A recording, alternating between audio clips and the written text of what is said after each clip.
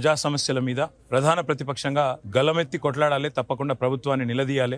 రాష్ట్రంలో ప్రజలు పడుతున్న ఇబ్బందుల విషయంలో బలంగా మన వాణిని వినిపించాలని చెప్పి కేసీఆర్ గారు సూచనలు చేయడం జరిగింది. రాష్ట్రంలో ముఖ్యంగా ఈరోజు వ్యవసాయ రంగంలో నెలకొని ఉన్న దుర్భర పరిస్థితులు, ప్రభుత్వం తానిచ్చిన హామీలు నెరవేర్చక, తానిచ్చిన హామీలు నిలబెట్టుకోక, అరకొరగా రుణమాఫీ చేసి, రైతు భరోసా అనేది ఇంతవరకు లేకుండా చేసి, కొనుగోలు కేంద్రాలు కనీసం సరిగా నడపలేని పరిస్థితి, బోనస్ ఇవ్వకుండానే ఏదో చేసినట్టుగా నటిస్తూ ఇవాళ రైతులను దగా చేసి విజయోత్సవాలు పేరిట మళ్ళొక్కసారి వాళ్ళని అవమానం పాలు చేస్తున్న వైనాన్ని చాలా దీర్ఘంగా చర్చించడం జరిగింది. రాష్ట్రంలో ముఖ్యంగా గ్రామీణ ప్రాంతాల్లో ఉండే రైతులందరికీ భారత రాష్ట్ర సమితి తరఫున మేము చెప్పేది, మీ గొంతుగా, మీ వాణిగా మేము ఇటు శాసనసభలో అటు శాసన మండలిలో తప్పకుండా ప్రభుత్వాన్ని అన్ని విషయాల్లో, అది రైతు భరోసా కావచ్చు, రుణమాఫీ కావచ్చు, మిగతా విషయాలు, బోనస్ కావచ్చు, రైతు కూలీలకు ఇస్తామని చెప్పిన హామీలు కావచ్చు, అన్నిటి విషయంలో ప్రభుత్వాన్ని నిలదీస్తామని చెప్పి మీకు హామీ ఇస్తా ఉన్నాం.